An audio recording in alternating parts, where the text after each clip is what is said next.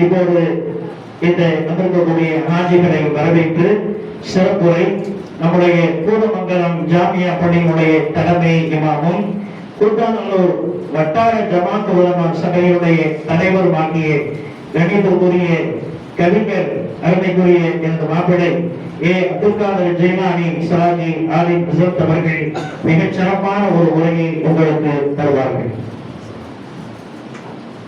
அதாவது கிருபையினால இந்த வருடம் ரொம்ப பிஃபோரா அடுத்த வருடம் போகக்கூடிய அந்த ஹஜ்ஜுடைய வேலைகள்லாம் கிட்டத்தட்ட ஒரு வார காலமாக துவங்கிவிட்டது. இதுவரையிலும் கிட்டத்தட்ட 30 ஹாஜிகளுக்கு அவருடைய அப்ளிகேஷன் அப்ளை பண்ணியிருக்கிறோம். இன்னும் நம்ம ஊரு பக்கத்துல அத்திக்கடை போட்டாங்க. இன்னும் ஒரு 50 ஹாஜிகளுக்கு அவருடைய அப்ளை பண்ண வேண்டியிருக்கிறது. நம்முடைய கூட்டாளர் புதுக்குடி அத்திக்கடையை சேர்ந்த ஹாஜிகள் இந்த வருஷம் ரொம்ப சீக்கிரமாகவே அவருடைய வேலைகள் துவங்கிவிட்டது. உங்களுக்கு தெரிந்த நபர்கள் ஹஜ்ஜுக்கு செல்வதற்கான நபர்கள் யாரேனும் தமிழ்நாட்டில் எங்க இருந்தாலும் சரி, வெளிநாட்டு நம்முடைய சகோதரர்கள் இருந்தாலும் சரி, அவங்களுக்கு அங்க இருந்தவாறு இங்கே நம்ம ஆன்லைன்ல அதற்கான விண்ணப்பத்தை பூர்த்தி செய்து கொடுக்க முடியும். விண்ணப்பம் பூர்த்தி செய்வது மட்டுமல்ல, அவங்களே விண்ணப்பம் பூர்த்தி செய்தாக இருந்தாலும் அவங்களுக்கு தேவையான வழிகாட்டுதல்களை நம்மளோட தொடர்பு கொண்டால் அவங்க என்ன செய்யணும், பாடத்தை புரிந்து கொள்ளணும் அப்படிங்கிற வழிகாட்டுதலையும் இன்ஷா அல்லாஹ் நாம் அவர்களுக்கு செய்து கொடுக்க நாம் தயாராக இருக்கின்றோம். அது மட்டுமல்ல, ஹஜ்ஜுக்கு செல்வதிலிருந்து திரும்பி வருவது வரையிலும் அவர்கள் எப்படி செய்யணும் அப்படிங்கிற வழிகாட்டுதலும் இன்ஷா அல்லாஹ் சென்ற வருடத்தை மாதிரி இந்த வருடமும் நாம் செய்து கொடுக்க நாம் தயாராக இருக்கிறோம். அல்லாஹ்வுடைய கிருபையில சென்ற வருடம் ஹஜ்ஜுக்கு சென்றக்கூடிய இந்த ஹாஜிகளுக்கு நம்முடைய திருவாரூர் மாவட்டம், நாகப்பட்டினம், அதேபோன்று தஞ்சாவூர் மாவட்டம், காரைக்கால் மாவட்டம், நம்முடைய சுற்றுப்புறங்களில் இருக்கக்கூடிய கிட்டத்தட்ட 7-8 மாவட்டங்களுக்கு நேரடியாக ஹஜ்ஜி சர்வீஸ் சொசைட்டி வாரிசுகளோடு சேர்ந்து அவர்களுக்கான வழிகாட்டுதல் முகாமில் நானும் கலந்து கொண்டேன். வரக்கூடிய வருடத்திலும் இன்ஷா அல்லாஹ் அப்படி நடக்க நாம் திட்டமிட்டிருக்கின்றோம். ஹஜ்ஜி சம்பந்தப்பட்ட அந்த முழுமையான பணிகளுக்கு என்னை பயன்படுத்திக் கொள்ளுமாறு உங்களை அன்போடு கேட்டுக்கொள்கிறேன். சிறப்பு பேச்சாளர் அவர்கள் இப்போது சிறப்புரையாற்றுகிறார்கள்.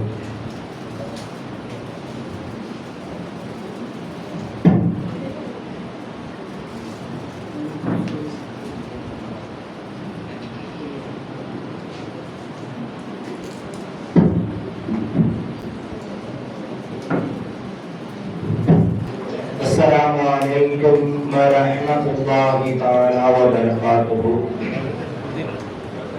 الحمد لله رب العالمين والعاقبة للمتقين والصلاة والسلام على سيدنا محمد وعلى آله وصحبه أجمعين. أما بعد، رضينا بالله ربا وبالإسلام دينا وبمحمد صلى الله عليه وسلم نبيا ورسولا. قالوا سبحانك لا علم لنا إلا ما علمتنا إنك أنت العليم الحكيم. إن أريد إلا الإصلاح ما استطعت وما توفيقي إلا بالله عليه توكلت وإليه أنيب. படிப்பினை உதிர்வதற்கும் பணித்துளி உலர்வதற்கும் எவனின் உத்தரவு தேவையோ அத்தகைய உயர்வானவனின் திருநாமத்தான். இல்லல்லாஹுவை சொல்லித் தந்த ஸல்லல்லாஹு நபி, மக்கத்து மன்னர், மதீனத்து வேந்தர், சொர்க்கத்து நாதர், சுந்தர நபிகளார் ரசூலுல்லாஹி ஸல்லல்லாஹு அலைஹி வஸல்லம் அன்னவர்களின் சந்தன திருமேனிக்கு ஸலவாத்தை சாற்றி எவர வாழ்வுக்காக இனியதம் மகமதன்னை இன்முகத்தோடு தாரவிந்த என் பெற்றோர், ஆசிரியர்கள் இருவர்களின் துஆ பரக்கத்தினால் எனது வார்த்தை தொடக்கம். அஸ்ஸலாமு அலைக்கும் வரஹ்மத்துல்லாஹி தஆலா வ பரகாத்துஹு. ஹாஜிகளை வரவேற்கக்கூடிய இந்த நிகழ்வு என்பது சற்றேறக்குறைய 20 ஆண்டுகளை கடந்து நடந்து கொண்டிருக்கிறது. இந்த நிகழ்வில் அருமையான தலைவர் ஆலிம் சாஹிப் அப்பா கைகால் பள்ளியினுடைய தலைமை இமாமும் கூத்தாடலூர் வட்டார ஜமாஅத்துல் உலமா சபையினுடைய செயலாளருமான ஹதரத் அவர்களே, இங்கே வரவேற்புரை நிகழ்த்தி அமர்ந்திருக்கும் கண்ணியத்திற்குரிய ஹாஜி எஸ் ஹாஜா நஜிமுதீன் MC அவர்களே, மற்றும் இங்கே வருகை தந்திருக்கக்கூடிய நமதோர் அனைத்து ஜமாத் நிர்வாக பொறுப்பாளர்களே, இறையாலயமான திரு கஅபா ஷரீஃபையும் இறை தூதர் ஸல்லல்லாஹு அலைஹி வஸல்லம் அவர்கள் துயில் கொள்ளும் மதீனத்து ரவுதாவையும் தரிசித்து வந்திருக்கக்கூடிய கண்ணியத்திற்குரிய ஹாஜிமார்களே, ஹாஜியாரிகளே, நாம் எல்லாம் ஒரு அருமையான நிகழ்வில் கொண்டு போயிருக்கிறோம். அல்ஹம்துலில்லாஹ். எங்கெல்லாம் அல்லாஹ்வை பற்றியும் அல்லாஹ்வின் ரசூலை பற்றியும் பேசப்படுகிறதோ அங்கெல்லாம் அல்லாஹ்வின் அமரர்களான மலக்குமார்களினுடைய பட்டாளம் சூழ்ந்து கொண்டிருக்கிறது. அதிலும் குறிப்பாக இறை ஆலயமான திரு கஅபாவை வலம் வந்த ஹாஜிமார்களை வரவேற்கக்கூடிய இந்த நிகழ்வில் அல்லாஹ்வின் விசேஷ மலக்குகளான அமரர்கள் ஒன்று கூடியிருக்கிறார்கள் என்பதில் சந்தேகமில்லை. அருமையான ஹாஜிமார்களே, இந்த பாக்கியம் எல்லோருக்கும் உலகத்தில் கிடைக்காது. பணம் வைத்தவர்களெல்லாம் ஹஜ்ஜி செய்திட முடியுமா என்றால் முடியாது. பதவியில் வகிப்பவர்கள் ஹஜ்ஜி செய்திடலாம் என்றால் அதுவும் முடியாது. அதுபோலவே பட்டங்கள் பெற்று பல திறமைகளை பெற்றிருக்கக்கூடிய நபர்களால் இறை ஆலயத்தை ஹஜ்ஜி செய்திடலாம் என்றால் அதுவும் முடியாது. அல்லாஹ்வினுடைய நாட்டம் 5000 ஆண்டுகளுக்கு முன்னால் அல்லாஹ்வின் கலீல் நபி இப்ராஹிம் அலைஹிஸ்ஸலாத்து வஸ்ஸலாம் மக்களே ஹஜ்ஜிக்கு வாருங்கள் என்று அழைத்தார்கள் அல்லவா? அந்த அழைப்பின் ஓசை யாரின் காதுகளில் எல்லாம் விழுந்ததோ அவர்கள் மாத்திரம்தான் ஹஜ் செய்ய முடியும் என்று அருமை நாயகம் முஹம்மது ரசூலுல்லாஹி ஸல்லல்லாஹு அலைஹி வஸல்லம் அவர்கள் சொல்லித் தருகிறார்கள். அல்லாஹ்வின் நபி இப்ராஹிம் அலைஹிஸ்ஸலாம் அவர்களே இறைவனிடம் கேட்டார்கள், இறைவா, மனித சஞ்சாரமே இல்லாத, மனித நடமாட்டங்களே இல்லாத இந்த மக்காவின் மலை பள்ளத்தாக்கில் இருந்து கொண்டு மக்களே ஹஜ்ஜிக்கு வாருங்கள் என்று நான் அழைத்தால் இந்த அழைப்பின் ஓசை யாரை சென்றடையும் என்று இறை தூதர் இப்ராஹிம் அலைஹிஸ்ஸலாம் அவர்கள் நம்மை எல்லாம் படைத்து ரட்சித்து பரிபாலிக்கக்கூடிய ஏகநாயகனான அல்லாஹ்விடம் கேட்ட பொழுது அல்லாஹ் சொன்னான், அழைப்பது மாத்திரம்தான் உங்களின் கடமை. மக்களே ஹஜ்ஜிக்கு வாருங்கள் என்று அழைப்பது மாத்திரம்தான் உங்களின் கடமை.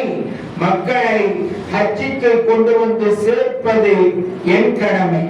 அவர்கள் கால்நடையாகவும் மெலிந்த ஒட்டகங்களிலும் வாகனங்களிலும் வந்து சேர்வார்கள் என்று அல்லாஹ் ரப்பல் ஆலமீன் அருள்மறை குர்ஆனில் 17வது ஜுஸில் சூரத்துல் ஹஜ் என்கின்ற அத்தியாயத்திலேயே அல்லாஹ் பேசுகிறார். அல்லாஹ்வின் திருத்தூதர் முஹம்மது ரசூலுல்லாஹி ஸல்லல்லாஹு அலைஹி வஸல்லம் அவர்கள் சொன்னார்கள், ஹாஜிகள் அவர்களுக்காக மாத்திரம் பயணம் செய்யவில்லை. ஹாஜிகள் அவர்களின் நன்மைக்காக மாத்திரம் பயணம் செய்யவில்லை. அவர்களின் பாவங்கள் மன்னிக்கப்படுவதற்காக மாத்திரம் அவர்கள் பயணம் செய்யவில்லை. மாறாக எங்கிருந்து ஹாஜிகள் செல்கிறார்களோ, எந்த ஊரிலிருந்து செல்கிறார்களோ, எந்த ஜமாத்திலிருந்து செல்கிறார்களோ அந்த சமுதாயத்திற்காக, அந்த மஹல்லாவிற்காக, அந்த ஜமாத்திற்காக, அந்த ஊராரின் ஒட்டுமொத்த பிரதிநிதியாக அவர்கள் ஹஜ்ஜுக்கு செல்கிறார்கள். ஆகையினால் தான் ஹஜ்ஜுக்கு சென்று வந்த அந்த ஹாஜிகளை பார்த்து நபிகளார் ஸல்லல்லாஹு அலைஹி வஸல்லம் அவர்கள் இப்படி சொன்னார்கள், அல்லாஹும்ம வஃபிர் லிஹாஜ் வலிமன் அஸ்தக்ஃபரஹு ஃபில் ஹாம். அல்லாஹ் ரப்பல் ஆலமீன் இறையாலயமான கஅபாவை பலம் வந்த ஹாஜியின் பாவத்தையும் அல்லாஹ் மன்னிக்கிறான். அதுபோல் அந்த ஹாஜி யாருக்காக பாவ மன்னிப்பு கோரினாரோ அவர்களின் பாவத்தையும் அல்லாஹ் மன்னிக்கிறான் என்று நபிகள் நாயகம் ஸல்லல்லாஹு அலைஹி வஸல்லம் அவர்கள் கூறினார்கள். அப்படியானால் ஒரு ஹாஜி ஊரிலிருந்து பயணம் செய்கிறார் என்று சொன்னால் அந்த பயணம் அவருக்கு மாத்திரமான தனிப்பட்ட பயணம் அல்ல, அவர் ஊரார்களின் ஒட்டுமொத்த பிரதிநிதியாக, அவர்களின் ஜமாஅத்தின் ஒட்டுமொத்த பிரதிநிதியாக அவர் இறையாலயம் செல்கிறார் என்பதனை நபிகளாரினுடைய இந்த பொன்மணி குறைக்கு கூறும். அல்லாஹ் அவர்களை குர்ஆனில் லியஷ்ஹது மனாஃபிய லஹும் வ யذ்குரு ஸ்மல்லாஹ். ஹாஜிகள் அவர்கள் ஹஜ்ஜுக்கு செல்வதன் மூலமாக அவர்கள் பெறுகின்ற பலன்கள் என்று அல்லாஹ் சொல்லுகின்ற அந்த வார்த்தைக்கு விரிவுரையாளர்கள் சொல்வார்கள், ஹாஜிகள் ஹஜ் செல்வதன் மூலமாக அவர்களின் பாவங்கள் மன்னிக்கப்படுகிறது என்பது அவர்களின் பலன். அதுபோல் அவர்கள் யாருக்காக அவர்கள் துஆ செய்வார்கள், அந்த துஆவின் மூலமாக கேட்கப்படுபவர்களுடைய பாவங்களும் மன்னிக்கப்படுகிறது.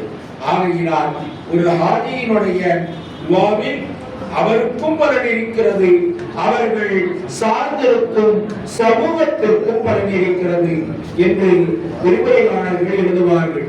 நபிகளார் ஸல்லல்லாஹு அலைஹி வஸல்லம் அவர்கள் ஒரு நாள் பொழுது மினாவினுடைய கூடாரத்தில் தங்கி இருக்கின்ற பொழுது மதீனா நகரத்தில் இருந்து இரு தோழர்கள் வருகை தந்தார்கள். வருகை தந்த பொழுது நாயகம் ஸல்லல்லாஹு அலைஹி வஸல்லம் அவர்கள் கேட்டார்கள், தோழர்களே, நீங்கள் எதற்காக வருகை தந்துள்ளீர்கள் என்பதனை நான் கூறட்டுமா அல்லது நீங்கள் சொல்றீங்களா என்று நபி ஸல்லல்லாஹு அலைஹி வஸல்லம் அவர்கள் கேட்ட பொழுது வந்த தோழர் ஒருவர் அன்சாரி மதீனத்துக்காரரும் இனி ஒருவர் மக்காவின் வேறொரு கோத்திரத்தை சார்ந்த இரண்டு பேர்களும் நபிகளாரை மினாவினுடைய பள்ளிவாசலில் சந்திக்கிறார்கள். நாயகம் ஸல்லல்லாஹு அலைஹி வஸல்லம் அவர்கள் இவ்வாறு கேட்கிறார்கள், தோழர்களே, நீங்கள் எதற்காக வந்திருக்கிறீர்கள் என்பதை நான் சொல்லட்டுமா அல்லது நீங்கள் சொல்கிறீர்களா? அந்த இரண்டு தோழர்களும் பேசிக் கொண்டார்களாம்.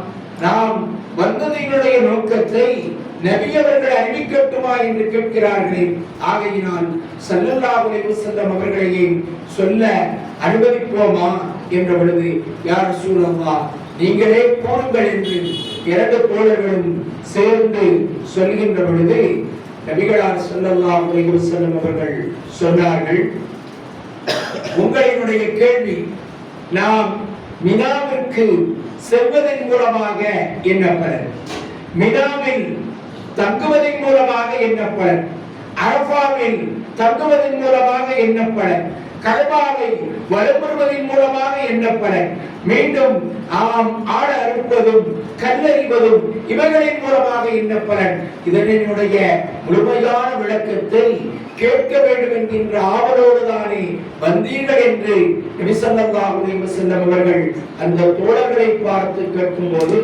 நாம் யா ரசூலல்லாஹ், ஆமாம் நாயகமே என்றவுடன் நபி ஸல்லல்லாஹு அலைஹி வஸல்லம் அவர்கள் சொன்னார்கள், ஒரு ஹாஜி தன்னுடைய இல்லத்தில் இருந்து புறப்படுகின்ற பொழுது அது நடையாக வாகனமாக எதுவாக இருந்தாலும் சரி, அவர் நியத்து செய்து இறையாலயத்தை தரிசிக்க வேண்டும் என்கின்ற எண்ணத்தோடு எப்பொழுது புறப்படுகிறாரோ அவரினுடைய ஒவ்வொரு எட்டிற்கும் ஒவ்வொரு அடிக்கும் அல்லாஹ் ரப்பல் ஆலமீன் நன்மைகளை எழுதுகிறார். இரண்டாவதாக, எப்பொழுது இஹ்ராமை நீங்கள் அணிந்து அந்த மீகாத் என்கின்ற எல்லைக்கு உள்ளே வந்து தல்பியாவை மொழிய ஆரம்பித்து விடுகிறீர்களோ அப்பொழுது அல்லாஹ் ரப்பல் ஆலமீன் உங்களின் தவறுகளை இல்லாமல் ஆக்குகிறார். நீங்கள் எப்பொழுது கஅபாவை தவாஃப் செய்கிறீர்களோ அந்த தவாஃபில் அரபாவின் மூலமாக அல்லாஹ் ரப்பல் ஆலமீன் உங்களின் பாவங்களின் பெரும்பகுதியை துடைத்தெறிகிறார். நீங்கள் மினாவில் தங்குவதன் மூலமாக உங்களின் நன்மையின் பட்டியல் அதிகரிக்கிறது. அரபாவின் மூலமாக உங்களினுடைய எல்லா பாவங்களும் துடைத்தெறியப்பட்டு உங்களின் நன்மைகள் அதிகரிக்கப்பட்டு நீங்கள் அரபாத்து பெருவழியில் எல்லோருக்குமான சிறந்த தகுந்த அந்தஸ்தை பெற்றுவிடுகிறீர்கள். ஆகையினால் நீங்கள் மீண்டும் ஊர் திரும்புகின்ற பொழுது கஅபாவை தவாஃபுல் விதா விடைபெறுகின்ற அந்த தவாஃபின் மூலமாக அல்லாஹ் ரப்பல் ஆலமீன் தங்களின் அமரர்களான மலக்குகளை கொண்டு உங்களின் முதுகுகளை தட்டி கொடுக்கிறான். இறைவன் அல்லாஹ்வின் அமரர்களான மலக்குகளை கொண்டு உங்களை தட்டி கொடுப்பதன் மூலமாக உங்களினுடைய உள்ளம் பரிசுத்தமாக இருக்கிறது. நீங்கள் எப்போது வீடு திரும்புவீர்களோ, எப்பொழுது தாயகம் செல்வீர்களோ, அப்பொழுது உங்களை முதலாக கொடுக்குகின்ற கைகள், உங்களை பார்க்குகின்ற கண்கள், உங்களை கட்டியாடி ஆழத் தழுவுகின்ற அந்த உடல்கள், அவர்களின் பாவங்களும் மன்னிக்கப்பட்டு விடுகிறது. அவர்களின் பார்வைகள் பரிசுத்தமாகி விடுகிறது. அவர்களின் உடல்களும் தூய்மை பெற்று விடுகிறது என்று நபிகள் நாயகம் ஸல்லல்லாஹு அலைஹி வஸல்லம் அவர்கள் கூறினார்கள் என்று பெருமானாரினுடைய இந்த பொன்மொழியை அப்துல்லாஹ் இப்னு முபாரக் என்று சொல்லக்கூடிய ஒரு தாபி அறிவிக்கிறார்கள். அப்துல்லாஹ் இப்னு முபாரக் என்று சொல்லக்கூடியவர் சாதாரணமானவர் அல்ல.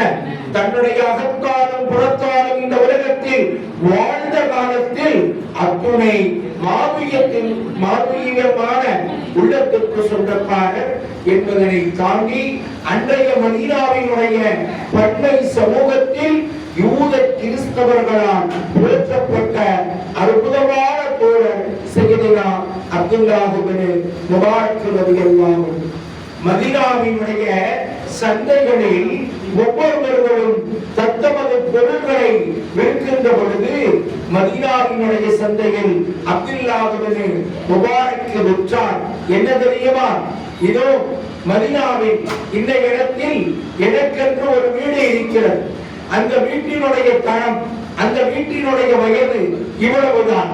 ஆகையினால் என்னுடைய வீட்டை நான் 10 திர்ஹத்திற்கு விற்க ஆசைப்படுகிறேன் என்று சொன்ன பொழுது அங்கே மதீனத்து சந்தையில் குறுக்கிட்ட ஒரு யூதன், நீங்கள் வீட்டிற்கு செல்லலாம், உங்களினுடைய ப்ராப்பர்ட்டியை, உங்களினுடைய சொத்தை விற்று தருவது என்னுடைய பொறுப்பு என கூறி அந்த யூதன் மதீனத்து சந்தையில் அப்துல்லாஹ் இப்னு முபாரக் ரலியல்லாஹு அன்ஹு அவர்களுடைய வீட்டை விற்றான். எப்படி தெரியுமா? இதோ மதீனாவில் அப்துல்லாஹ் இப்னு முபாரக்கினுடைய வீடு இருக்கிறது.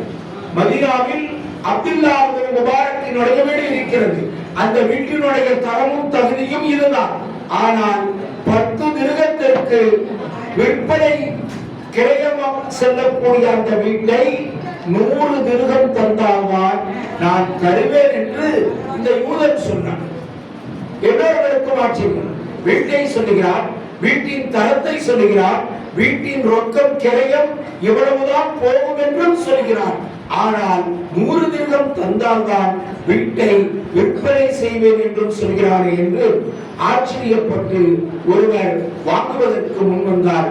அப்பொழுது இது போன்று சொல்கிறாயே, இதற்கான காரணம் என்ன என்று கேட்கின்ற பொழுது யூதன் சொன்னான், நான் அப்துல்லாஹ் இப்னு முபாரக் அவரின் வீட்டிற்கு அருகாமையில் குடியிருக்கிறேன். அவர் எத்துணை பரிசுத்தமானவர் தெரியுமா?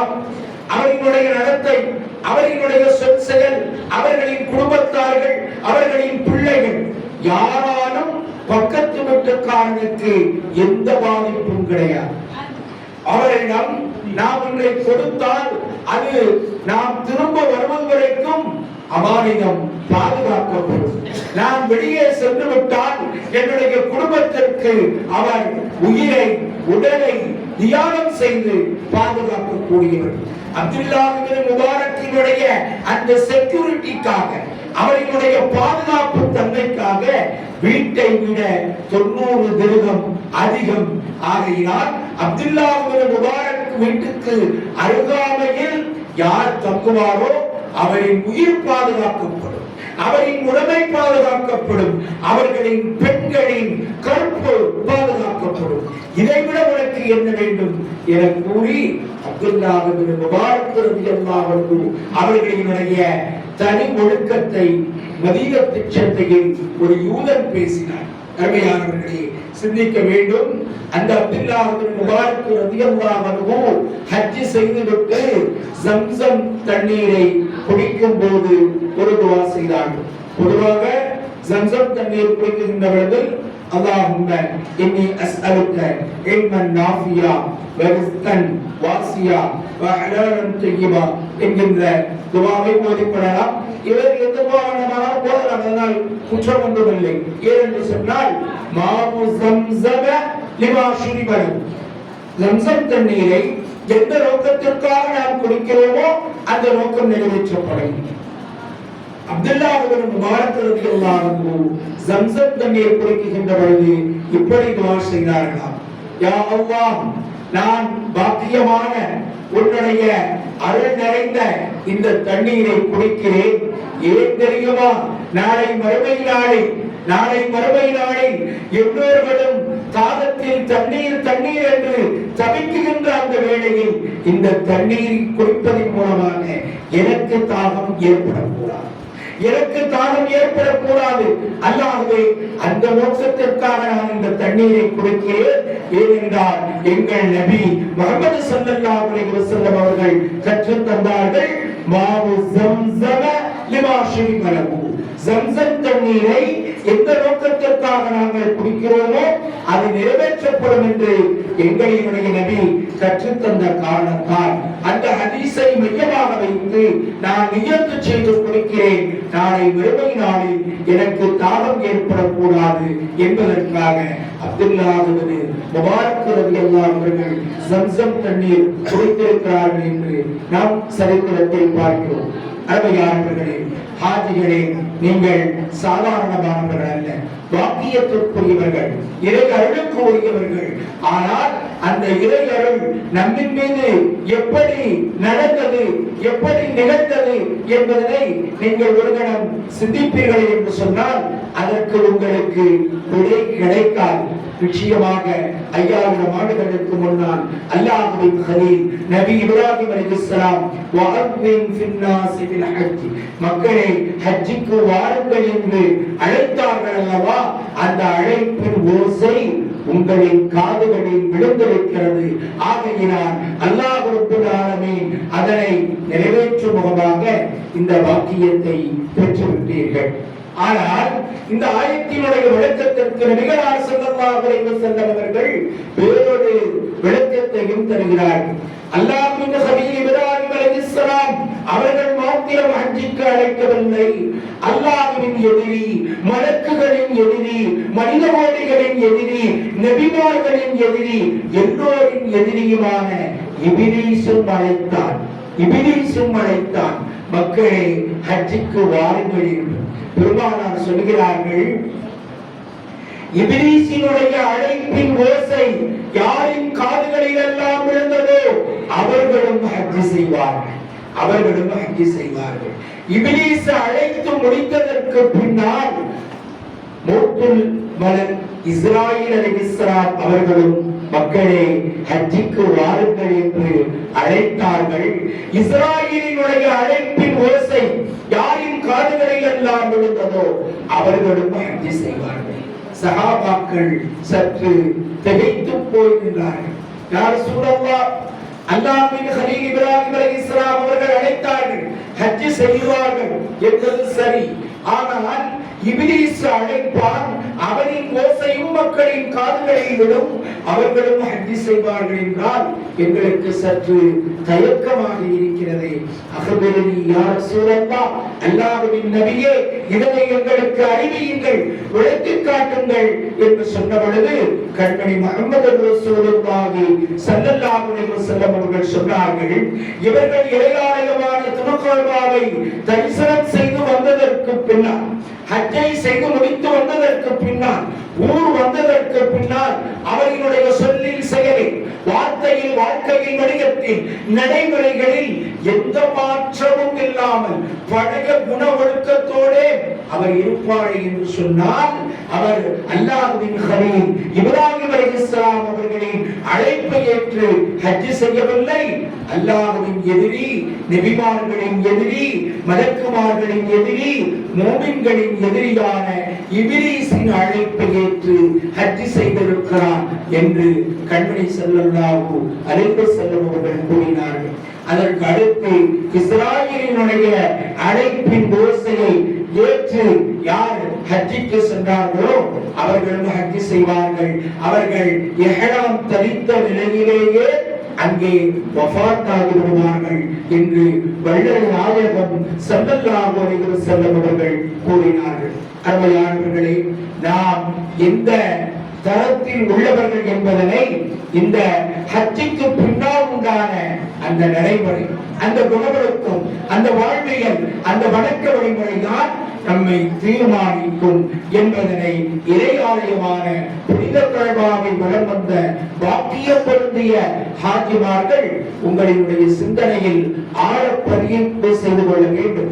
ஏனென்று சொன்னால், சமுதாயத்தில் முஸ்லிம் உலகத்தில் முஸ்லிம் சமுதாயத்தில் 2 பேரை மாத்திரம்தான் கவனிப்பார்கள். மக்கள் 2 பேரை மாத்திரம்தான் கவனிப்பார்கள். ஒன்றாவது ஆலிம்கள். ஆலிம்கள் சமூகத்தில் எவ்வாறு இருக்கிறார்கள் என்பதனை மக்கள் கண்ணோட்டமிடுவார்கள், மிகுந்த அக்கறையோடு கவனத்தோடு பார்ப்பார்கள். இரண்டாவதாக ஹாஜிமார்களை கவனிப்பார்கள். உலக அரங்கில் முஸ்லிம் உம்மத் முஸ்லிம்களில் எத்தனையோ தகுதியுடையவர்கள் இருப்பார்கள், செல்வந்தர்கள் இருப்பார்கள், பல தலைமுறைவர்கள் இருப்பார்கள். அவர்களை எல்லாம் மக்கள் கண்டுகொள்ள மாட்டார்கள். மக்களினுடைய பார்வை, ஒரு ஹாஜியார் தன்னுடைய செயலில் தவறிழைத்து விட்டார், ஒரு வணிகத்தில் தவறாக நடந்து விட்டார், தன்னுடைய வார்த்தையை பேசிவிட்டால், இவனெல்லாம் பெரிய இடத்திற்கு போய் வந்தவனா என்று மக்கள் பேசுவார்கள்.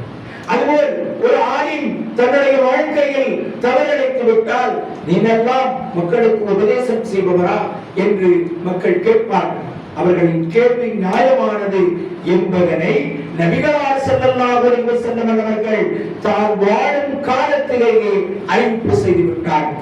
அல் ஹஜ்ஜாஜ் வல் உம்மார் வஃதுல்லாஹ், ஹஜ் செய்யக்கூடிய ஹாஜிமார்கள், உம்ரா செய்யக்கூடிய முஅத்தமிரீன்களும் அல்லாஹ்வின் பட்டாளர்கள், அல்லாஹ்வின் பட்டாளங்கள் என்று அருமை நாயகம் ஸல்லல்லாஹு அலைஹி வஸல்லம் அவர்கள் அறிவித்திருக்கிறார்கள்.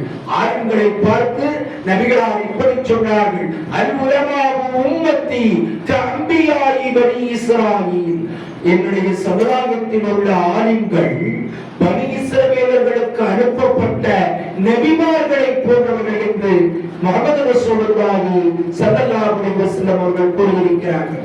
ஆகையால் உலக அரங்கில் வாழக்கூடிய முஸ்லிம் சமுதாயம் ஆலிம்களினுடைய நடைமுறையை கவனிக்கும். அவர்களுடைய சொல், செயல், வாழ்க்கை, வணிகம் எப்படி இருக்கிறது, அதுபோல ஹாஜிமார்களினுடைய சொல், செயல், வாழ்க்கை, வார்த்தை, வணக்கத்தையும் கவனிக்கும். ஆகையினால் நீங்கள் இப்பொழுது ஹஜ்ஜிக்கு சென்று அல்லாஹ்வின் மூலமாக உங்களுடைய பாவங்கள் எல்லாம், பாவம் கரைகள் எல்லாம், குறைகள் எல்லாம் கழுவப்பட்டு அகற்றப்பட்டு இப்பொழுது நிறை மனிதர்களாக வந்திருக்கிறீர்கள். பெருமானார் அதனால்தான் நீங்கள் அன்று பிறந்த பாலகனாக தாயகம் திரும்புகிறீர்கள் என்பதனை பெருமானார் கூறினார்கள். ஆகையினால் நீங்கள் இப்பொழுது பரிசுத்தவான்களாக இருக்கிறீர்கள். உங்களினுடைய வாழ்க்கையை, உங்களினுடைய நடத்தையை, உங்களினுடைய வணிகத்தை, உங்களின் வணக்கத்தை அல்லாஹ் ரசூலுக்கு பொருத்தமான வழியில் செலவழிக்க வேண்டும். அப்படி செலவழித்தால்தான் அல்லாஹ் விரும்புகின்ற ஹாஜிகளாக நீங்கள் பார்க்கப்படுவீர்கள். நாளை நியாய தீர்ப்பு நாளில் சொர்க்கத்திற்கென்று அறிவிப்பு செய்யப்பட்ட 4 சாரார்கள், அந்த 4 சாரார்களில் ஒரு சாரார் இறை ஆலயமான திரு கஅபாவை வலம் வந்த ஹாஜிமார்கள் என்று கண்மணி நாயகம் ஸல்லல்லாஹு அலைஹி வஸல்லம் அவர்கள் கூறினார்கள். ஆகையினால் அல்லாஹ்வினுடைய விசேஷ தன்மைக்கும் தனிப்பெரும் பார்வைக்கும் உரிய மகத்தானவர்கள் ஹாஜிமார்கள். ஆகையினால் உங்களை நீங்கள் இன்றையில் இருந்து சுய பரிசோதனை செய்து கொண்டே இருக்க வேண்டும். நம்முடைய நடைமுறை எப்படி, நம்முடைய சொற்கள் எப்படி, ஏதோ ஒரு சூழ்நிலைகளால் கூட தவறிழைத்து வார்த்தைகளால் நாம் பேசிவிட்டால் கூட நம்மை சுய பரிசோதனைக்கு உட்படுத்தி சம்பந்தப்பட்ட நபர்களிடம் உடனடியாக அந்த பிரச்சனையை தீர்த்துக் கொள்ள வேண்டும். அப்பொழுதுதான் நீங்கள் செய்த அமலும் அந்த அமலுக்காக அல்லாஹ்விடம் அங்கீகாரமும் கிடைக்கும் என்பதனை நபிகளார் ஸல்லல்லாஹு அலைஹி வஸல்லம் அவர்கள் தெளிவுபடுத்துகிறார்கள். அருமையானவர்களே, இந்த அமல் செய்வதன் மூலமாக உங்களுக்கு மாத்திரம் நீங்கள் பாக்கியத்தை தேடக்கொள்ளவில்லை, உங்களின் ஊரார்களுக்கு, உங்களின் மஹல்லாவாசிகளுக்கு, உங்களின் சமூகத்திற்கே பாக்கியத்தின் பிரதிநிதியாக அல்லாஹ்விடம் நீங்கள் ஆகிவிட்டீர்கள். ஆகையினால் நீங்கள் யாருக்கெல்லாம் துஆ செய்வீர்களோ, யாருக்கெல்லாம் பரிந்துரை செய்வீர்களோ அந்த பரிந்துரையை அல்லாஹ் ரப்பல் ஆலமீன் ஏற்றுக்கொள்கிறான். அருமையானவர்களே, இஸ்லாமிய வரலாற்றில் நீங்கள் கேள்விப்பட்டிருப்பீர்கள், சுல்தான் சலாஹுத்தீன் அய்யூபி என்று சொல்லக்கூடிய மகத்தான மாமனிதர். இஸ்லாமிய வரலாற்றில் இரண்டாம் உலகப் போர் நடந்த அந்த காலகட்டங்களில் தன்னுடைய இனத்தை, தன்னுடைய சமூகத்தை பாதுகாப்பதற்காக தன்னுடைய கூடிய மதிகொண்டும் சீரிய நடத்தை கொண்டும் இஸ்லாத்தை பாதுகாத்த மகத்தான வரலாற்று போர் வீரர் சுல்தான் சலாஹுத்தீன் அய்யூபி ரஹ்மத்துல்லாஹ் அவர்கள். அவர்களை வெறும் அரசியல்வாதியாக மாத்திரம்தான் நாம் அறிந்திருக்கிறோம், பார்த்திருக்கிறோம். ஆனால் அவர் மிகப்பெரிய ஆன்மீகத்திற்கு சொந்தக்காரர்.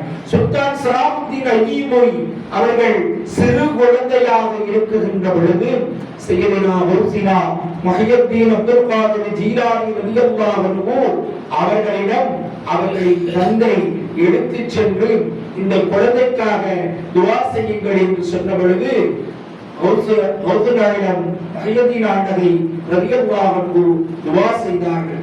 அதனால்தான் தன்னுடைய வாழ்க்கையில் பல போர்களை சந்தித்தும் எதிரிகள் அவர்களின் உடலை தொட முடியவில்லை. இயற்கை மரணத்தை தான் சுல்தான் சலாஹுத்தீன் அய்யூபி பெற்றார்கள். அதற்கு ஹுசைனாவினுடைய துஆ ஒரு காரணம். இரண்டாவது, தன்னுடைய ஆட்சி காலத்தில் இது போன்ற ஆட்சிகளை வரவேற்று அந்த வரவேற்பு விழாவில் சுல்தான் சலாஹுத்தீன் அய்யூபி சொன்னார், நான் சமூகம் சமூகம் என்று சமுதாயத்தை பாதுகாப்பதில் என்னுடைய ஆயுட்களை எல்லாம் கழித்து விட்டேன். ஆனால் அல்லாஹ்விற்கு ஏதோ கிடைத்த நேரத்தில் பரவான கடமைகளை மாத்திரம் வணங்கி வந்தேன்.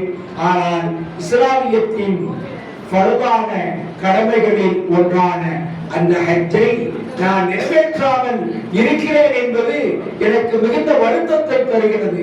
ஆகையினால் இறையாலயத்தை தரிசித்து வந்திருக்கக்கூடிய ஹாஜிமார்களே, நீங்கள் துஆ செய்யுங்கள், இன்ஷா அல்லாஹ் வரக்கூடிய ஆண்டில் நான் ஹஜ் செய்ய வேண்டும் என்று சுல்தான் சலாஹுத்தீன் அய்யூபி ஹாஜிகளை வரவேற்ற அந்த வரவேற்பு விழாவில் தன்னுடைய உள்ளக்கிடக்கையை வெளிப்படுத்தினார்.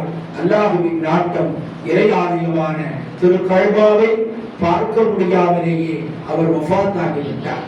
அருமையானவர்களே, யோசித்து பாருங்கள். பணம் இருந்தால், பதவி இருந்தால், ஆட்சி அதிகாரம் இருந்தால் அதனை பயன்படுத்தி அவர் எப்படியெல்லாம் செய்திருக்கலாம். அல்லாஹ்வின் நாட்டம் அவருக்கு கிடைக்கவில்லை என்பதுதான் யதார்த்தம். இப்படி எத்தனையோ மனிதர்கள், எத்தனையோ முஸ்லிம்கள் மூமின்கள் தங்களினுடைய வளத்தால், இனத்தால், அதிகாரத்தால், பணத்தால், செல்வத்தால் உயர்ந்து நிற்கக்கூடிய எத்தனையோ பேர்களுக்கு இறையாலயமான திரு கஅபாவை பார்க்கக்கூடிய பாக்கியம் கிடைக்கவில்லை.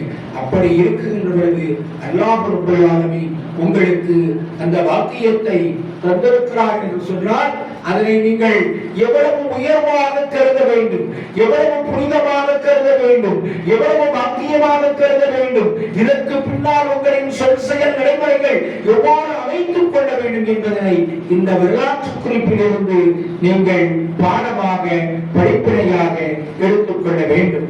அல்லாஹ்வின் நபி முஹம்மது ரசூலுல்லாஹி ஸல்லல்லாஹு அலைஹி வஸல்லம் அவர்களிடம் ஒரு பெண்மணி வந்து கேட்டாள், யா ரசூலல்லாஹ், யா ரசூலல்லாஹ், நீங்கள் அறிவிக்கக்கூடிய பல அறிவிப்புகளில் புனித ஜிஹாது, அல்லாஹ்வின் பாதையில் போர் செய்வதை நாங்கள் சிறந்த அமலாக கருதுகிறோம். ஐயில் அன்வாரி அஃதல் அல் ஜிஹாது ஃபீ சபீலில்லாஹ் என்று அப்பெண்மணி சொல்லிய பொழுது நபிகளார் ஸல்லல்லாஹு அலைஹி வஸல்லம் லாக்கின்னல் ஹஜ்ஜுல் மப்ரூர் அஃதல் மினல் ஜிஹாத், பெருமானார் ஸல்லல்லாஹு அலைஹி வஸல்லம் அவர்கள் சொன்னார்கள், பெண்ணே, புனித மிகுந்த போர் என்பது பாக்கியத்திற்குரியதுதான். இருந்தாலும் பெண்ணாகிய உனக்கு அதைவிட பாக்கியமானது ஒப்புக்கொள்ளப்பட்ட ஹஜ்ஜை நீ நிறைவேற்றிவிட்டால் ஜிஹாதை பார்க்கிலும் பல மடங்கு உனக்கு நன்மை கிடைக்கும் என்று நபிகளார் ஸல்லல்லாஹு அலைஹி வஸல்லம் அவர்கள் கூறினார்கள். ஆகினால் ஹஜ் என்பது சாதாரணமான ஒரு அமல் அல்ல, நிறைய பாக்கியத்திற்கும் வெகுமதிக்கும் அல்லாஹ்வின் பாராட்டிற்கும் ரசூலின் துஆவிற்கும் உரியாகும். ஆகையினால் இந்த அமலை செய்து வந்திருக்கக்கூடிய நீங்கள் நாளை மறுமை நாளில் நியாய தீர்ப்பு நாளில் அல்லாஹ் சொர்க்கவாதிகள் 4 சாரார்கள் தான் என்று தீர்மானிக்கக்கூடிய அந்த தகுதியில் ஒரு சாரார் இறையாலயத்தை தரிசித்து வந்த ஹாஜிமார்கள் என்று அல்லாஹ் சொல்லுகிறார்கள். அல்லாஹ்வின் ரசூல் அறிவிக்கிறார்களே, அந்த கூட்டத்தில் நீங்களும் இடம்பெற வேண்டும் என்பதனை நிகழ்வு செய்து கொள்ளுங்கள். நிச்சயமாக சத்தியமாக அல்லாஹ் ரப்பல் ஆலமீன் அந்த வாக்கியத்தை தருவார். அதற்கு தருவதற்குரிய தகுதியை உங்களின் செயல்களால் அமல்களால் நீங்கள் ஆக்கிக் கொள்ள வேண்டும். பெருமானார் ஸல்லல்லாஹு அலைஹி வஸல்லம் அவர்கள் சொன்னார்கள், அல் ஹஜ்ஜுல் மப்ரூர் லைஸ லஹு இல்லல் ஜன்னah, நிச்சயமாக ஒப்புக்கொள்ளப்பட்ட ஹஜ்ஜுக்கு சொர்க்கம் தவிர கூலி இல்லை என்று சொல்லக்கூடிய இந்த ஹதீஸின் விரிவுரையில் இமாம் புகாரி ரலியல்லாஹு அன்ஹு அவர்கள் அறிவிக்கக்கூடிய இந்த ஹதீஸினுடைய விரிவுரையில் இமாம் ஃபத்ஹுல் பாரி என்கின்ற புகாரியினுடைய விரிவுரைகளுடைய இமாம் அவர்கள் சொல்வார்கள், எவர்கள் ஹஜ்ஜுக்கு பின்னால் தன்னுடைய நடத்தையால் சீராக்கி கொண்டார்களோ அவர்களினுடைய ஹஜ் தான் ஒப்புக்கொள்ளப்பட்ட ஹஜ் என்பதாக எழுதுவார்கள். ஆகையினால் இன்றைக்கு இந்த ஹஜ் என்பதும் உம்ரா என்பதும் மக்களில் அதிகம் செய்கிறார்கள். ஆனால் குறைவான நபர்கள் தான் அல்லாஹ்வின் பொருத்தத்தை நாடியவர்களாக செய்கிறார்கள்.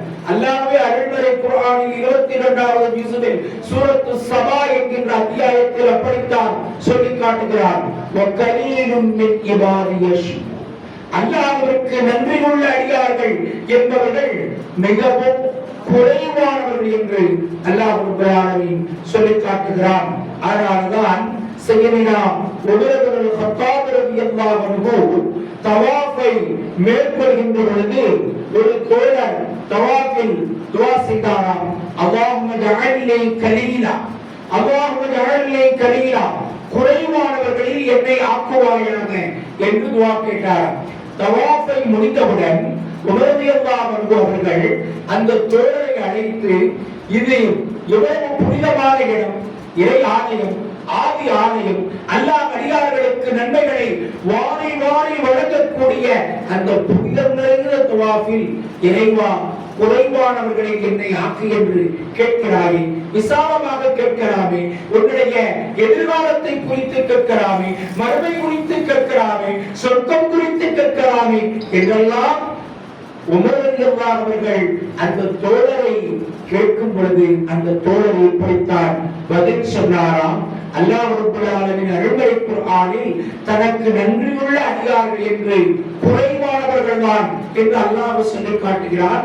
அந்த குறைவான நன்றியுள்ள அடியார்களில் என்னையும் ஆக்குவாயாக என்று நான் அந்த ஆயத்தை நியத்து செய்து துஆ செய்தேன் என்று சொன்ன பொழுது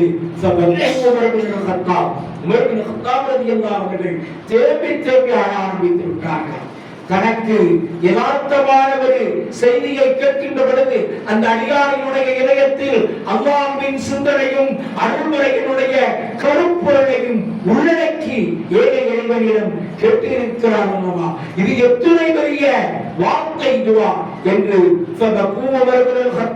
உமர் பின் கத்தாப் ரலியல்லாஹு அவர்கள் அழ ஆரம்பித்தார்கள் என்று தஃசீரினுடைய இப்னு கஸீரில் இந்த வரலாற்றை பார்க்க முடியும். அருமையானவர்களே, ஆத்துமார்களே, நீங்கள் செய்து வந்திருக்கக்கூடிய இந்த புனிதமான இபாதத் அல்லாஹ்விடம் அங்கீகரிக்கப்படும். இன்ஷா அல்லாஹ் அல்லாஹ் அங்கீகரிப்பானாக.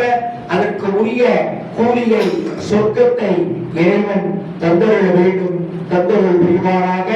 நீங்கள் உங்களின் பாவங்கள் மன்னிக்கப்பட்டது போல நீங்கள் யார் யார்களுக்கெல்லாம் வேண்டி துஆ செய்தீர்களோ அத்தனை பேர்களுடைய துஆவையும் அல்லாஹ் ரப்பல் ஆலமீன் கபூல் செய்ய வேண்டும்.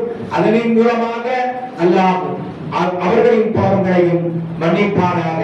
அருமையானவர்களே, யாரார்கள் எல்லாம் இறை ஆலயமான திரு கஅபாவை சந்திப்பதற்கு வாய்ப்பில்லாமல் இருக்கிறார்களோ அல்லது சந்திக்க முடியாமல் இருக்கிறார்களோ, சந்தித்தும் திரும்பவும் செல்ல வேண்டும் என்று நினைக்கிறார்களோ அத்துணை பேர்களுக்கும் அல்லாஹ் ரப்பல் ஆலமீன் அந்த வாக்கியத்தை தந்தருள வேண்டும் என்று இந்த நன்னேரத்திலே நாம் துஆ செய்கிறோம். அல்லாஹ் ரப்பல் ஆலமீன் மக்கா என்பது பாக்கியமான இடம், அது பாதுகாப்பிற்குரிய இடம், நம்பிக்கைக்குரிய இடம். அந்த இடத்தில் அல்லாஹ் ரப்பல் ஆலமீன் அடியார்களினுடைய எல்லா விதமான பாக்கியங்களையும் தேவைகளையும் இறைவன் நிறைவேற்றுகிறான். எல்லாவற்றையும் தாண்டி மக்கா ஒரு அல்லாஹ்வினுடைய அத்தாட்சியாகவும் அற்புதமாகவும் இருக்கிறது. நீங்கள் தவாப் சுத்தக்கூடிய அந்த இடத்திலேயே பல்லாயிரக்கணக்கான நபிமார்களின் மன்னரைகள் கபர்கள் இருக்கிறது. நீங்கள் முத்தமிட்ட அந்த ஹஜருல் அஸ்வத் சொர்க்கத்தினுடைய கல். அதுபோல நீங்கள் சவா மர்வாவிற்கு மத்தியில் சரி செய்த அந்த இடம் எத்துணை பாக்கியமான இடம். அந்த இடத்தில் தான் 10வது நம்பர் கேட் பாபு இஸ்மாயில் என்று இருக்கும். அந்த கேட்டுதான் நபிகளார் ஸல்லல்லாஹு அலைஹி வஸல்லம் முதலாக தீனுல் இஸ்லாத்தை, தௌஹீதினுடைய தாரக மந்திரத்தை, ஏகத்துவத்தினுடைய எழுச்சியை, வெளிச்சத்தை உலகத்திற்கு காட்டுவதற்காக பெருமானார் முதலாக கூட்டம் போட்ட சையதுனா அர்கம் ரலியல்லாஹு அவர்களுடைய வீடு இருந்த இடம். அருமையானவர்களே, இப்படி பல வரலாற்று சிறப்புகளை உள்ளடக்கிய அல்லாஹ்வின் அத்தாட்சியாக கஅபா இருக்கிறது. ஆகையால்தான் கஅபா என்பது ஹஜருல் அஸ்வதும் ஜம்சம் என்பதாக மாத்திரம் நீங்கள் விளங்கிக் கொள்ளாதீர்கள். ஒவ்வொன்றும் ஒவ்வொரு வரலாற்று பின்னணி.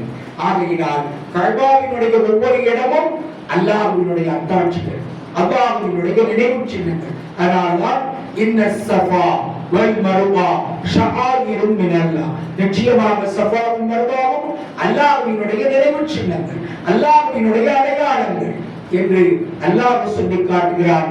இதனுடைய தஃசீர்களில் கூட ஒரு செய்தியை சொல்லி காட்டுவார்கள். ஏன் ஸஃபாவும் மர்வாவும் தான் அல்லாஹ்வின் அடையாள சின்னமா, ஹஸருல் அஸ்வத் அடையாள சின்னம் இல்லையா, ஜம்சம் அடையாள சின்னம் இல்லையா என்றெல்லாம் கேள்வியை எழுப்பி ஒரு செய்தியை சொல்வார்கள். அதாவது சஃபா என்பதும் மர்வா என்பதும் முன்னொரு காலத்தில் மதீனாவாசிகள் அவர்கள் ஒரு ஐதீகம் வைத்திருந்தார்கள்.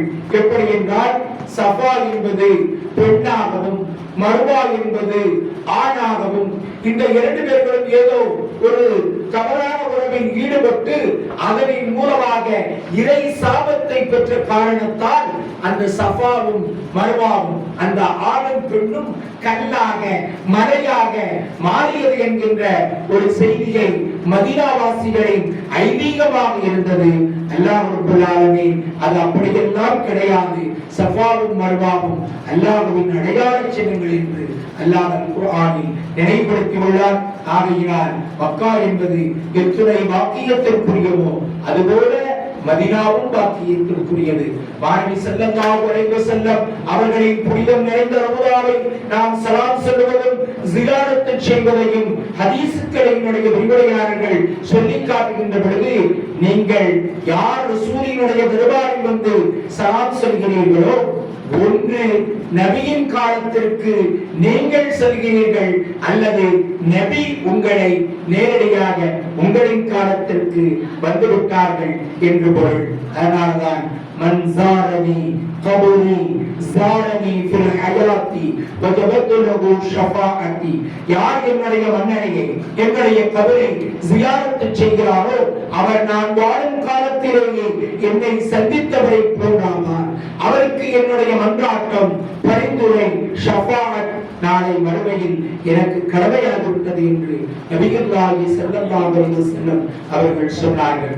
அரபு நாடு வெறும் எண்ணெய்களை சுத்திகரிக்கும் நாடாக மாத்திரம் மட்டுமல்ல, மனித மாந்தர்களின் உள்ளங்களை சுத்திகரிக்கும் ஆன்மீக பீடம் என்பதனை நீங்கள் விளங்கிக் கொள்ள வேண்டும். ஆகையினால் அருமையான ஹாஜிமார்களே, நீங்கள் எப்படி அன்பு கொண்ட பாலகனாக இன்று திருநிலைக்கிறீர்களோ, உங்களுடைய சொல் செயல் வார்த்தை வணக்கமடிக்கும் எல்லாம் அல்லாஹ் ரசூலுக்கு பொருத்தமான நிலையில் இருக்க வேண்டும். அதற்காக நீங்கள் ஒவ்வொரு கணமும் உங்களை பரிசோதனை செய்து கொள்ள வேண்டும்.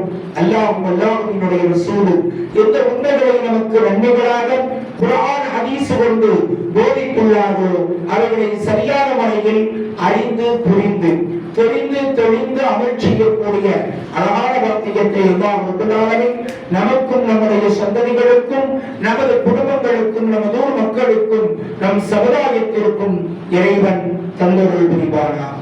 அல்லாஹ் ரப்பல் ஆலமீன் நம் அனைவர்களையும் நன்மையின் பக்கம் சேர்த்தருள் புரிவானாக. நல்லடியார் குழுவோடு சேர்த்தருள் புரிவானாக. உண்மையின் உறவினிலே உயர வைப்பானாக. உள்ளத்தில் ஈமானை ஒளிர வைப்பானாக. கண்ணான அகங்காவல் தந்து வைப்பானாக. கரைமறையின் நயத்திலேயே வாழச் செய்வானாக. அல்லாஹ் ரப்பல் ஆலமீன் நம் அனைவர்களின் அனைத்து விதமான ஹலாலான ஆதத்துகளை, நியத்துகளை, நாட்டங்களை நிறைவேற்றி தந்தருள் புரிவானாக. நம் அத்துணை பேருக்கும் ஆரோக்கியத்துடன் கூடிய ஆயுளை நீட்டி தந்தருள் புரிவானாக. நம்முடைய உடலில் உயிர் ஒட்டிக் கொண்டிருக்கும் காலமெல்லாம் இறைவனுக்கு சஜிதா செய்யக்கூடிய வாக்கியத்தை அல்லாஹ் ரப்பல் ஆலமீன் நசீபாக்கி தந்தருள் புரிவானாக. நம்மோடு வாழ்ந்து கொண்டிருக்கக்கூடிய தாய் தந்தையர்களின் ஆயுட்களில் அல்லாஹ் வரக்கத்து செய்வானாக. நம்மை விட்டு பிரிந்துவிட்ட தாய் தந்தையர்களின் கபரை மன்னரை அல்லாஹ் ரப்பல் ஆலமீன் வெளிச்சமாக்கி விசாலமாக்கி உயர்ந்த சொர்க்கத்தை வழங்கி அருள் புரிவானாக. இறைவாலயமான திருக்கல்வா ஷரீஃபையும் இறை தூதர் ஸல்லல்லாஹு அலைஹி வஸல்லம் அவர்கள் துயிர் கொள்ளும் மதீனத்து ரவுலாவையும் வாழ்க்கையில் பரமுறை தவாஃப் செய்வதற்கும் ஜியாரத் செய்வதற்கும் அல்லாஹ் ரப்பல் ஆலமீன் நம் அத்துணை பேர்களுக்கும் நசீபாக்கி தந்தருள் புரிவானாக. ஈமானோடு வாழச் செய்வானாக. ஈமானிலே நிலைத்திருக்க செய்வானாக. ஈமானோடு மரணிக்கும் நற்பாக்கியத்தை நம் அனைவருக்கும் இறைவன் வழங்கி அருள் புரிவானாக என்று துஆ செய்து வாய்ப்புக்கு நன்றி கூறி விடைபெறுகிறேன். வாஹிரு தஅவாஹும் அல்ஹம்துலில்லாஹி ரப்பில் ஆலமீன். அஸ்ஸலாமு அலைக்கும் வ ரஹ்மத்துல்லாஹி தஆலா வ பரகாத்துஹு.